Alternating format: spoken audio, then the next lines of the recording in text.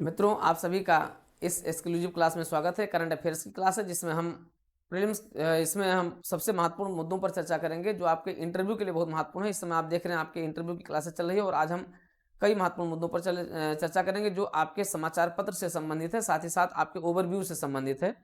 और इस क्लास को देखेंगे आप, यहाँ से आपके इंटरव्यू पर बहुत ज़्यादा प्रभाव पड़ेगा। इंटरव्यू के ढेर सारे मुद्दे आज के यहीं से रहेंगे। तो आते हैं, देखते हैं। सबसे पहले हम लोग शुरुआत करते हैं आईआर की, इंटरनेशनल रिलेशन की शुरुआत करते हैं। और ये क्लास आपकी केवल इंटरव्यू नहीं बल्कि आपके प्रीलिम्स और मेंस के लिए भी बहुत महत्वपूर्ण है।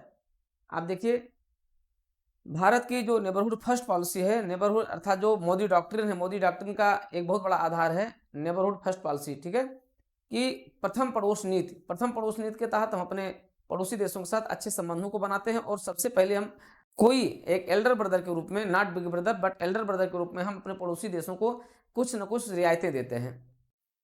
ठीक है, इन रियायतों को अगर हम देखें तो लगातार रियायतें दी जा रही है। अभी भारत सरकार ने नेपाल को ढेर सारे जो है आर्थिक पैकेज की घोषणा की है, बांग्लादेश को आर्थिक पैकेज दिया जा चुका है, साथ ही साथ श्रीलंका को आर्थिक पैकेज दिया जा चुका है और साथ ही मालदीव को भी कई आर्थिक पैकेज और हमारे जो डिप्लोमेटिक जो रहे हैं वो भी हमारे वहाँ दिए जा चुके हैं। कई ढेर सारी इंफ्रास्ट्रक्चर निर्माण में भी हम वहाँ पर ढेर सारी सहायताएं दे चुके हैं। लेकिन फिर भी मालदीव के साथ हमारे संबंध अभी हाल ही में परिवर्तित हुए हैं क्योंकि वहाँ पर सरकार में परिवर्तन आया है और वहाँ पर चीन कार्ड पूरा प्रभावी हो गया है। जो भारत की एक महत्वपूर्ण जो पॉलिसी है उस पॉलिसी के अंतर्गत चीन कार्ड वहाँ से प्रभावी हो गया है। तो आते हैं, देखते हैं क्या हो गया है। हाल ही में अभी आपने देखा कि भारत के प्रधानमंत्री माननीय नरेंद्र मोदी जी लक्षद्वीप गए थे। ठीक है, तो लक्षद्वीप में भारत का एक महत्वपूर्ण पर्यटन स्थल है और इस पर्यटन स्थल की पूरी इकोनॉमी जो है केवल पर्यटन पर निर्भर है। ठीक है, अब लक्षद्वीप और मालदीव ये दोनों एक तरीके से सहोदर हैं, आसपास रहने वाले हैं। यद्यप मालदीव क्या है, एक अलग राज्य है, एक अलग देश है और लक्षद्वीप भारत का अंग है। ऐसी स्थिति में लक्षद्वीप को पर्यटन के दृष्टिकोण से बेहतर बनाने के लिए स्वयं प्रधानमंत्री ने उस पर्यटन स्थल का दौरा किया और वहाँ के भूस्थितिकी के बारे में, भूस्थितिकी को मजबूती प्रदान करने के उद्देश्य से भारत ने प्रधानमंत्री जी ने उसको एक पर्यटकीय हब के रूप में विकसित करने की बात कही। लोगों से आग्रह किया कि वो लोग यहाँ पर आए। इतने में मालदीव और वहाँ के जो युवा मंत्री, जो नए नए मंत्री बने थे, जिन्हें अभी मंत्री पद के दायित्वों की जानकारी नहीं थी, जिन्हें विदेशी संबंधों की जानकारी नहीं है, वो लोग चिढ़ गए। और चिढ़ने का कारण क्या हुआ कि उन्होंने प्रधानमंत्री जी के इस स्टेटमेंट पर आपत्तिजनक टिप्पणियां करनी शुरू कर दी और उसका परिणाम ये हुआ कि भारत और मालदीव के जो पिछले 10 सालों से बड़े मजबूत संबंध थे, वो सदियों से बड़े मजबूत संबंध रहे हैं, वो उस पर जो है एक तरीके से कुठाराघात होने लगा और आनन फानन में वहाँ के तत्कालीन नवनिर्वाचित राष्ट्रपति ने उन पर कार्रवाई करते हुए 3 मंत्रियों को बर्खास्त भी कर दिया है। ऐसा इसलिए किया गया क्योंकि भारत सरकार द्वारा उस पर अपना दबाव भी बनाया गया। दबाव बनाने का मतलब अपना विरोध प्रदर्शन किया गया और बड़ी संख्या में मालदीव में पहुंचे जो वहाँ पर पर्यटक थे, भारतीय पर्यटक थे, वो सब वहाँ से अपनी टिकट वापसी करने लगे। जो टिकट पहले से होती उसकी बुकिंग कैंसिल कर दी गई और वहाँ की पूरी अर्थव्यवस्था डगमगा गई। जब वहाँ का सिंहासन डगमगा गया तो सिंहासन के डगमगाने का परिणाम ये हुआ कि आनन फानन में तुरंत उन मंत्रियों को बर्खास्त कर दिया गया। जो भी रहा है डिप्लोमेटिक, जो भी रहा है, लेकिन भारत को अपनी विदेश नीति, भारत की विदेश नीति, भारत की नेबरहुड फर्स्ट पॉलिसी को थोड़ा सा चुनौती यहाँ से मिल रही है। भारत को इस चुनौती को बड़ी बेहतरीन तरीके से हैंडल करना होगा। आते हैं, देखते हैं क्या हुआ इस बारे में। मोदी के अपमान पर भड़का भारत। 4000 भारतीयों ने रद्द कराई मालदीव की होटल बुकिंग एवं 3000 ने हवाई टिकटें रद्द करा दी। भारतीय आपत्ति पर मालदीव ने प्रधानमंत्री पर टिप्पणी करने वाले तीनों मंत्रियों को निलंबित कर दिया है। ठीक है, आते हैं, देखते हैं क्या कैसे हुआ। 4 जनवरी को प्रधानमंत्री नरेंद्र मोदी जी अपने लक्षद्वीप दौरे के अनुभव को एक्स पर साझा किया था, जिसमें लिखा था कि जो लोग रोमांचकारी अनुभव लेना चाहते हैं, लक्षद्वीप उनकी सूची में जरूर होना चाहिए। मैंने स्नॉर्कलिंग की भी कोशिश की है, यह बेहद मजेदार अनुभव था।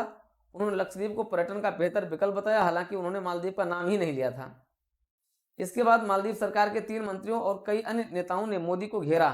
मंत्री माजिद ने कहा था, मालदीव की बराबरी नहीं कर सकता लक्षद्वीप। एक अन्य ने कहा था, हमसे प्रतिस्पर्धा करने का विचार भ्रम है। वह हमारे द्वारा प्रदान की जाने वाली सेवा कैसे प्रदान कर सकते हैं? वह इतने साफ कैसे हो सकते हैं? कमरों में आने वाली गंध सबसे बड़ी दिक्कत है। माले में भारतीय उच्चायुक्त ने मुद्दे को वहां की सरकार के समक्ष उठाया और आपत्ति दर्ज कराई। मालदीव के विदेश मंत्रालय ने इन बयानों को अपने को अलग कर लिया। मोदी के अपमान पर हजारों भारतीयों ने मालदीव की बुकिंग रद्द कराते हुए हवाई टिकटें रद्द करा दी। प्रमुख हस्तियों ने कहा कि बाहर जाने की जरूरत नहीं है, लक्षद्वीप जाओ। इसके बाद मंत्री मरियम सिन्हा, मालसा शरीफ और महजूम माजिद निलंबित कर दिए गए। अब आपसे इंटरव्यू में यहाँ से प्रश्न पूछा जाएगा, क्योंकि अब इंटरव्यू में जो आपका 5 दिन का ही इंटरव्यू है यूपीपीसीएस का, इस इंटरव्यू में लगातार चलता रहेगा। ठीक है, भारत मालदीव संबंध के संबंध में चुनौतियां, भारत मालदीव संबंधों का भविष्य क्या होगा, कैसे होगा, भारत की स्ट्रेटजिक क्या हो सकती है, वहां पर स्ट्रेटजी क्या हो सकती है, इन संबंधों पर आपसे लगातार प्रश्न पूछा जाएगा। सबसे पहले तो आप तीनों मंत्रियों का नाम याद कर लीजिए। ठीक है, मंत्री मरियम सिन्हा, मालसा शरीफ और महजूम माजिद, इन तीनों मंत्रियों का नाम याद कर लीजिए। मामला क्या रहा उसको याद कर लीजिए। प्रधानमंत्री लक्षद्वीप के बारे में गए। लक्षद्वीप भारत का एक अभिन्न अंग है। लक्षद्वीप में जाकर के उन्होंने वहाँ के पर्यटकीय जो विशेषता है उसका उन्होंने एक तरीके से प्रदर्शन किया, उसकी उन्होंने तारीफ की। तो ये भारत की संप्रभुता है, इसके बारे में आप कोई टिप्पणी नहीं कर सकते। भारत ने या भारत के माननीय प्रधानमंत्री ने बिना किसी पर टिप्पणी किए अपने ही देश के पर्यटकीय स्थलों का जो है एक तरीके से क्या किया, उन्होंने उसकी तारीफ की। तो इसे आप किसी दूसरे देश के मामले में हस्तक्षेप नहीं मान सकते हैं। दूसरे देश को इस मामले से क्या करना चाहिए, बचना चाहिए। ये आपको आंसर देना है। आते हैं, देखते हैं। तो ये बातें हुई भारत के सख्त रुख के बाद मालदीव सरकार ने अपने उन तीनों उप मंत्रियों मरियम सिन्हा, मालसा शरीफ और महजूम माजिद को निलंबित कर दिया है। ऐसा दुनिया में पहला मामला आया है जब किसी एक देश के मंत्रियों को दूसरे देश के नेता के खिलाफ टिप्पणी के कारण निलंबित कर दिया गया। तो ये भारत की बढ़ती साख और भारत का एक ऐसा प्रभाव है। मालदीव के मंत्री और कुछ अन्य नेताओं की टिप्पणियों के बाद इंटरनेट मीडिया में जबरदस्त मालदीव विरोधी माहौल पैदा हुआ। एक्स पर #बाइकाट मालदीव दिन भर छाया रहा। ये बहुत बड़ी बात है। भारतीय उच्चायुक्त वहां पर कौन है, मुनू महावर, ये आपसे पूछा जा सकता है। भारतीय उच्चायुक्त मुनू महावर ने वहां के वरिष्ठ अधिकारियों के समझ भारत की आपत्ति दर्ज करा दी। मालदीव की विपक्षी पार्टियों के अलावा पूर्व राष्ट्रपति मोहम्मद नशीद, पूर्व राष्ट्रपति मोहम्मद सोलेह, पूर्व विदेश मंत्री अब्दुल्ला शाहिद ने टिप्पणियों पर नाराजगी जाहिर की और राष्ट्रपति मुइज्जू से कार्रवाई की मांग की। मालदीव के विदेश मंत्रालय ने बयान जारी करके इस बयान से अपने आप को अलग कर लिया। मालदीव की सरकार विदेशी नेताओं और कुछ शीर्ष स्तरीय लोगों के खिलाफ की गई अभद्र टिप्पणियों के बारे में जानती है। ये व्यक्तिगत स्तर पर की गई टिप्पणियां हैं और सरकार इसका समर्थन नहीं करती है। हमारी सरकार ये मानती है कि व्यक्ति की स्वतंत्रता का लोकतांत्रिक व जिम्मेदारी से पालन होना चाहिए। सरकार के संबंधित विभाग इस तरह की टिप्पणी करने के जिम्मेदार लोगों के खिलाफ कदम उठाने से नहीं हिचकेंगे। तो ये मामला अपने आप में क्या है, बहुत महत्वपूर्ण है, क्योंकि मालदीव एक ऐसा देश है जिसकी पूरी अर्थव्यवस्था पर्यटन पर निर्भर है और उनके पर्यटकों में सबसे अधिक पर्यटक भारत से जाते हैं। आप जानते हैं लगभग 98% वहाँ की जनसंख्या भी क्या है, मुस्लिम जनसंख्या है। ऐसी स्थिति में यहाँ से बहुत बड़ी संख्या में मुस्लिम जो पर्यटक हैं ये भी जाते हैं, लेकिन अचानक भारतीय पर्यटकों का, जिसमें संख्या सभी की होती, धार्मिक आधार पर उसको विशेषित नहीं कर सकते हैं, तो इन सभी की संख्या इस रूप में है कि ये सभी लोग क्या किया, भारत विरोधी इस वक्तव्य का खंडन किया और अपने को जो है वहां से अलग मानते हुए एक तरीके से दबाव बनाने का प्रयास किया। निश्चित रूप से ये एक बहुत बड़ी उपलब्धि है और भारत सरकार द्वारा किया गया ये प्रयास भी इस दिशा में बहुत महत्वपूर्ण कदम है। भारतीय नागरिकों द्वारा भी उठाया गया कदम अत्यंत महत्वपूर्ण है, क्योंकि इससे क्या हुआ, इससे एक बहुत बड़ा दबाव उनके ऊपर बना और पर्यटन क्षेत्र अगर वहाँ का प्रभावित हो जाएगा तो वहाँ के लोगों के रोजगार पर असर पड़ेगा और वहाँ की अर्थव्यवस्था भी चरमरा जाएगी। इसलिए मालदीव सरकार को भी इस बारे में ऐसा नहीं करना चाहिए। जिम्मेदार लोगों को नसीहत देनी चाहिए, भविष्य में ऐसी घटनाओं की पुनरावृत्ति न होनी चाहिए। ठीक है, तो इस रूप में आपको अपना उत्तर भी देना होगा। मालदीव सरकार को नसीहत के साथ आपको एक उत्तर देना होगा। अंतर्राष्ट्रीय संबंधों में ये सारी बातें होती रहती हैं, डिप्लोमेटिक स्तर पर इनका समाधान कर लेना चाहिए। चलिए आते हैं दूसरा महत्वपूर्ण। तो आप देखिए ये है आपका मालदीव है और मालदीव जिस तरीके से बिखरा हुआ है और ये पूरे प्रशांत आपके हिंद महासागर और इस पूरे क्षेत्र में एक इस तरीके से भारत के रक्षा हितों को एक सुरक्षा वाल्व के रूप में कार्य करता है।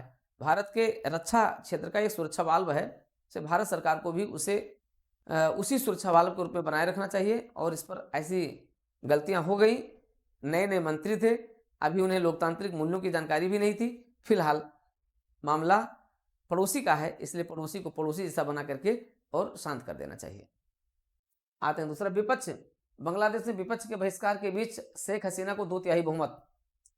बांग्लादेश में विपक्ष के बहिष्कार के बावजूद वहां पर चुनाव हो रहा है और वहाँ पर शेख हसीना सरकार की पुनर्वापसी की पूरी संभावना हो गई। लगभग 2/3 बहुमत के साथ शेख हसीना सरकार वहाँ से पुनः सत्ता में आने वाली है। ठीक है, तो ये भी आपके इंटरव्यू के लिए भी महत्वपूर्ण प्रश्न रहेगा। कभी आपके प्रीलिम्स के भी प्रश्न बन सकता है, लेकिन महत्वपूर्ण रहेगा आपके इंटरव्यू के लिए। बांग्लादेश की प्रधानमंत्री शेख हसीना ने लगातार चौथा कार्यकाल हासिल कर लिया है। रविवार को कुछ हिंसा के बावजूद बांग्लादेश नेशनलिस्ट पार्टी एवं उसके सहयोगियों के बहिष्कार के बावजूद हुए 12वें आम चुनाव में हसीना की पार्टी अवामी लीग ने 200 सीटों पर जीत हासिल कर 2/3 बहुमत हासिल कर लिया है। तो आप ध्यान रखिएगा, दो पार्टियां वहां पर, एक तो अवामी लीग है जिसकी अध्यक्ष स्वयं शेख हसीना जी हैं, और दूसरी पार्टी वहां पर है जो वहां पर बांग्लादेश नेशनलिस्ट पार्टी है। ठीक है, ठीक है, नेशनलिस्ट पार्टी है, और जो वहां की मुख्य विपक्षी दल है। तो लगभग वहां पर मतगणना चल रही थी और हसीना ने गोपालगंज 3 सीट से 1986 के बाद 8वीं बार जीत हासिल की। उन्हें 2,49,000 वोट मिले, जबकि उनके निकटतम प्रतिद्वंदी बांग्लादेश सुप्रीम पार्टी के उम्मीदवार एम निजामुद्दीन लश्कर को सिर्फ 469 वोट ही प्राप्त हुए हैं। 76 वर्षीय हसीना वर्ष 2009 से बांग्लादेश की प्रधानमंत्री हैं और वह इस एक तरफा चुनाव में लगातार चौथी बार और कुल 5वीं बार कार्यकाल हासिल करने जा रहे हैं। 300 सदस्यों वाली संसद की 299 सीटों पर चुनाव हुआ। एक उम्मीदवार की मृत्यु हो गई थी, जिससे चुनाव नहीं हुआ।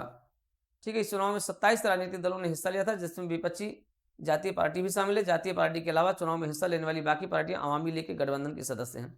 इस तरीके से भारत समर्थित सरकार वहां पर पुनः बन गई है। ठीक है, एक मित्र सरकार बनी है, और उन्होंने अपने चुनाव प्रचार में भी कहा कि भारत हमारा सबसे विश्वसनीय मित्र है, और इसी आधार पर भारत और बांग्लादेश के जो संबंध हैं वो लगातार मजबूत बने रहेंगे। अर्थात हमारा जो नेबरहुड फर्स्ट पॉलिसी यहाँ पर बड़ी सुखदतम स्थिति में है। आते हैं तीसरा महत्वपूर्ण अंतर्राष्ट्रीय मुद्दा है, 22 सालों में पहली बार आज ब्रिटेन जाएंगे भारतीय रक्षा मंत्री। तो भारतीय रक्षा मंत्री राजनाथ सिंह सोमवार को द्विपक्षीय रक्षा संबंधों को सशक्त बनाने के लिए 2 दिवसीय ब्रिटेन यात्रा पर जाएंगे। किसी भी भारतीय रक्षा मंत्री की 22 सालों बाद ये ब्रिटेन की पहली यात्रा होगी। राजनाथ सिंह का यह लंबित दौरा 1 जून 2022 में होना था, लेकिन प्रोटोकॉल संबंधी कारणों से भारत ने ही यह दौरा उस समय रद्द कर दिया था। 22 वर्ष बाद 22 साल पहले ब्रिटेन जाने वाले रक्षा मंत्री जॉर्ज फर्नांडिस भाजपा के नेतृत्व वाली पिछली सरकार में भी मंत्री थे, और इसी साल चुनाव का सामना करने वाले दोनों ही देश सामरिक और रक्षा संबंधों पर फिर से अपनी बातचीत करेंगे। ठीक है, इस समय आप देख रहे हैं कि भारत और ब्रिटेन के बीच FTA भी चल रहा है, मुक्त व्यापार समझौते की भी बात चल रही है, और इसी साल मुक्त व्यापार समझौता भी दोनों के बीच संपन्न होने वाला है। रक्षा संबंधों को दोनों एक बेहतरीन लेकर के चलना चाह रहे हैं, और ये इनके जो है दौरे का महत्वपूर्ण केंद्र बिंदु होगा, जिस पर दोनों देश वार्ताएं करेंगे और इस पर हस्ताक्षर भी करेंगे। तो ब्रिटेन के रक्षा मंत्री ग्रांट साफ से रक्षा, सुरक्षा और औद्योगिक सहयोग पर बातचीत होगी। दोनों नेता हिंद प्रशांत क्षेत्र, पश्चिम एशिया और यूक्रेन के कई मुद्दों पर बात भी करेंगे। इसके अलावा राजनाथ सिंह ब्रिटेन के प्रधानमंत्री ऋषि सुनक से मिलेंगे और विदेश मंत्री डेविड कैमरून से भी मुलाकात करेंगे। वह ब्रिटेन के रक्षा उद्योग के दिग्गजों और कंपनियों के CEO से भी मुलाकात करेंगे। तो इस तरीके से ये है आपका विदेशी संबंध। एक बहुत महत्वपूर्ण आया है समझौता, इस साल भारत के 1.75 लाख लोग कर सकेंगे हज यात्रा।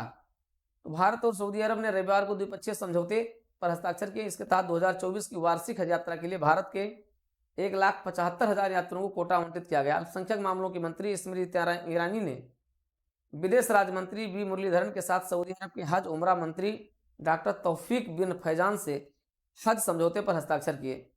ये भी एक बड़ी उपलब्धि है, क्योंकि भारत का कोटा जो है हज कोटा बढ़ा दिया गया है, और पहले 1,40,000 था, अब 1,75,000 हो गया। तो ये बहुत बड़ी उपलब्धि है भारत सरकार की जो है राष्ट्रीय मामलों की। तो ये रहे आपके IR के आज महत्वपूर्ण विषय। और अब आप आते हैं राष्ट्रीय मुद्दों पर। नागरिक गरिमा एवं न्याय प्रथम की भावना से बनाए तीनों कानून। आपने देखा अभी हाल ही में भारतीय न्याय संहिता में महत्वपूर्ण परिवर्तन किया गया है, और 3 महत्वपूर्ण भारतीय न्याय संहिता लाई गई है।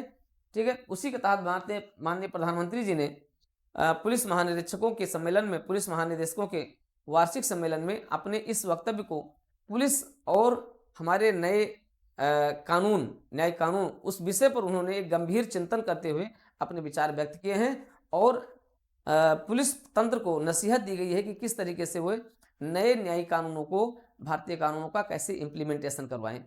ठीक है, प्रधानमंत्री जी ने कहा है कि तीनों नए आपराधिक न्याय कानूनों को नागरिक प्रथम, गरिमा प्रथम और न्याय प्रथम की भावना से बनाया गया है और पुलिस को डंडे के बजाय डाटा पर ज्यादा जोर देना चाहिए। तो ये महत्वपूर्ण बात है।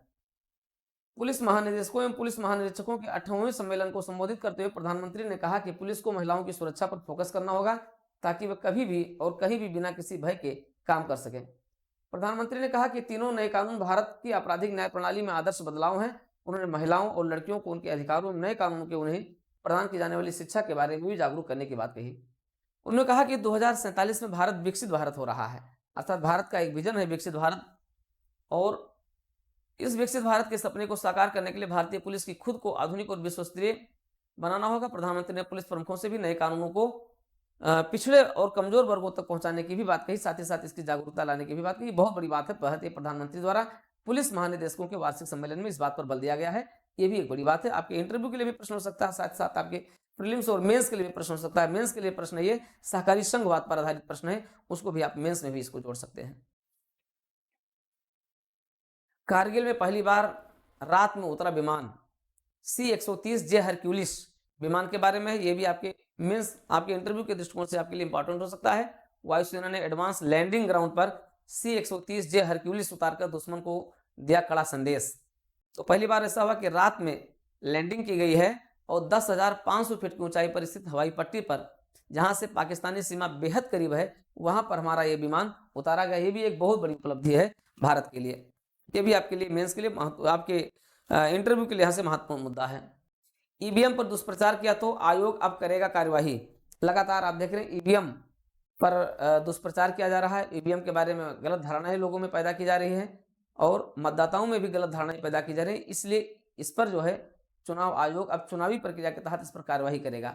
ऐसे लोगों के जो सोशल मीडिया पोस्ट है उस पर भी कार्य भी करेगा, उनको निलंबित तक करवा सकता है, उन पर कार्यवाही भी कर सकता है अगर लोग अब ईवीएम पर कोई ऐसी कार्यवाही करते हैं, ऐसी कोई टिप्पणी करते हैं, उसके बारे में दुष्प्रचार करते हैं। निश्चित रूप से ये भी एक अच्छा कदम है।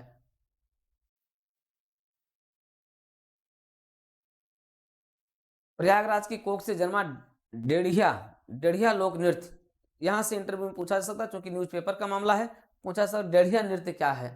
ठीक है, तो डेढ़िया नृत्य और बीना सिंह उसकी मुख्य नृत्यांगना है और ये भगवान राम के वापस लौटने आते समय प्रयागराज में ये नृत्य महिलाओं द्वारा किया गया था, जिसे बाद में अयोध्या और काशी में भी लोकप्रिय हुआ। आज ये देश और विदेश हर जगह लोकप्रिय हो रहा है। तो डेढ़िया लोक नृत्य कहाँ से जुड़ा हुआ है? उसकी जड़ें प्रयागराज से जुड़ी हुई हैं। इसकी मुख्य नृत्यांगना कौन है?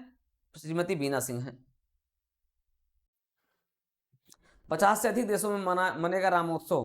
आप जानते हैं कि 22 जनवरी को रामोत्सव होने जा रहा है और यह उत्सव 50 से अधिक देशों में मनाया जाएगा, जो भारत के सांस्कृतिक राष्ट्रवाद और सॉफ्ट पॉलिसी जो हमारी है उसकी दिशा में उठाया गया महत्वपूर्ण कदम है। सॉफ्ट स्टेट पॉलिसी भी है और ये हमारे सांस्कृतिक राष्ट्रवाद को मजबूत कर रहा है वैश्विक स्तर पर। तो निश्चित रूप से 50 देश क्या करेंगे? इस रामोत्सव में भाग लेंगे और अमेरिका में 300, ब्रिटेन में 25, कनाडा व ऑस्ट्रेलिया में 30 से अधिक होंगे इसके प्रमुख आयोजन। तो निश्चित रूप से ये भी क्या है? देश और विदेश में भारत के छवि को बेहतरीन बनाने का एक महत्वपूर्ण प्रयास है। हिट एंड रन पर प्रहार। आप जानते हैं हिट एंड रन इस समय बहुत तेजी चल रहा है। हिट एंड रन पर अभी कानून में संशोधन भी किया गया है और इसके बारे में एक कठोर कानून भी लाया गया है, दंड का भी प्रावधान किया गया है। तो हिट एंड रन के बारे में हम लोग क्लास में भी चर्चा कर चुके हैं।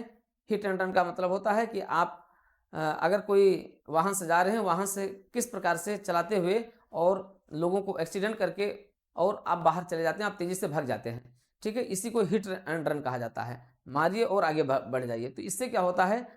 इससे दुर्घटनाएं तेजी से बढ़ी हैं। ठीक है, तो राष्ट्रीय स्तर पर ऐसी घटनाएं लगातार होती रही है। कई बार तो ऐसा होता है कि लोग सोते हुए लोगों को रौंदते हुए गाड़ियां चली जाती हैं। ठीक है, और बड़ी संख्या में लोगों की मृत्यु हो जाती है। इसको एक कठोर कानून के तहत इसको एक आपराधिक कानून घोषित किया गया है। ठीक है, तो ये भी है। हिट एंड रन मामले में होती है लगभग करीब 140 लोगों की मौत प्रतिदिन होती है। सरकार ने इस बारे में एक महत्वपूर्ण कदम उठाया है। और देखिए नया कानून उठाया गया है, एक महत्वपूर्ण कदम। कुछ ऐसे मामले हैं जिसमें चर्चित रहा है, जैसे देश के चर्चित हिट एंड रन मामले हैं। 1999 में Sanjeev Nanda hit and run मामला था। दिल्ली के लोधी कॉलोनी में 10 जनवरी 1999 को BMW ने E38 ने 6 लोगों की जान ले ली थी। 2002 में 16 लोगों पर सलमान खान ने गाड़ी चढ़ा दी थी ठीक है। 2015 में शराब के नशे में टक्कर मार करके और वकील जाह्नवी गटकर ने मुंबई में यह घटना घटित की थी। 2016 में मर्सिडीज की टक्कर में कई लोग आ गए थे। सिद्धार्थ शर्मा नामक व्यक्ति ने एक व्यक्ति को ठोकर मार दी थी। ठीक है। हाल ही में क्या कानून है, ऐसे मामले में 10 साल तक की जेल और 7 लाख रुपए तक के जुर्माने का प्रावधान किया गया है। तो ये बहुत महत्वपूर्ण कदम है। इससे क्या होगा, कम से कम इस पर रोक लगेगी। ठीक है मित्रों, तो ये है आपका महत्वपूर्ण मामला है, महत्वपूर्ण आज के न्यूज़पेपर से जुड़ी हुई खबरें हैं। एक और है कि फसल बचाने के लिए जो आज गायें गांव-गांव में जाकर के फसलों को नष्ट कर रही हैं, उसके लिए भी सरकार ने जितने प्रावधान किए हैं, यूपी सरकार उस बारे में बहुत महत्वपूर्ण प्रावधान किए हैं। ठीक है। और निराश्रित गोवंश को संरक्षित करने के लिए प्रदेश भर में 14 लाख निराश्रित गोवंश संरक्षित किए गए हैं और लगभग 2000 गोवंश को बचाने का लक्ष्य रख दिया गया है। और इसके लिए लाखों रुपए खर्च भी कर रही सरकार, लेकिन अभी भी ये पूरा कदम अभी ये जो है सफलता इसमें नहीं मिल पाई है।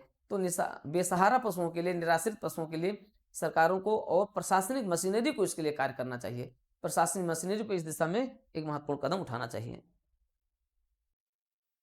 भारत और ओमान एफटीए में पेट्रोकेमिकल्स उत्पादों पर शुल्क छूट और बड़ा मुद्दा बना रहे हैं। ये भी एक महत्वपूर्ण मुद्दा है, क्योंकि भारत और ओमान के बीच भी क्या है, एक जल्दी मुक्त व्यापार समझौता होने जा रहा है। ठीक है। इसके भी बड़े लाभ होने वाले हैं। मुक्त व्यापार समझौते से दोनों देशों के बीच जो है जो व्यापार है वो तेजी से और बढ़ेगा। ठीक है। विशेष तौर पर पेट्रोकेमिकल्स की जो है वृद्धि होगी। गगनयान मिशन 2025 में अब लॉन्च किया जाएगा। अब इसरो अपना एक नया जिसकी तैयारी काफी दिनों से चल रही गगनयान अब 2025 में लॉन्च करने के लिए सभी परीक्षण उड़ानें पूरी कर ली गई हैं। ठीक है। तो इस तरीके से आप देख रहे हैं कि लगातार चर्चाएं चल रही हैं और आपके इंटरव्यू के लिए यहाँ पर बड़े महत्वपूर्ण मुद्दे और विषय हैं जो आपके प्रतिदिन न्यूज़पेपर के माध्यम से ही तय होंगे। ठीक है। अभी आप देखें, राहुल गांधी एक पुनः भारत जोड़ो न्याय यात्रा की शुरुआत कर रहे हैं और इस न्याय यात्रा की शुरुआत 1987 में प्रधानमंत्री नरेंद्र मोदी बहुत पहले शुरू कर चुके थे। हमने आपको के साथ चर्चा की है कि राजनीतिक जो यात्राएं होती है उनका राजनीति पर बहुत प्रभाव पड़ता है। इससे आम जनता के बीच एक नयापन आ जाता है, जुड़ाव आ जाता है, लोग जो है विभिन्न मुद्दों से परिचित हो जाते हैं। तो निश्चित रूप से इसका एक बड़ा राजनीतिक प्रभाव होता है। तो ये रही आज की महत्वपूर्ण न्यूज रही और इस न्यूज से आप अपने इंटरव्यू में कई चीज़ों को बेहतरीन बना सकते हैं और आप अपने इंटरव्यू को बेहतर से बेहतर बनाने के लिए न्यूज़पेपर में दिए गए मुद्दों को बड़े ही सहज ढंग से इंटरव्यूअर के सामने प्रस्तुत कीजिए। डेली का जो आपका ये न्यूज़पेपर से जुड़े मुद्दे हैं आपके इशूज से भी जुड़े हुए हैं, जिस पर लगातार हम लोग चर्चाएं कर चुके हैं और कर भी रहे हैं।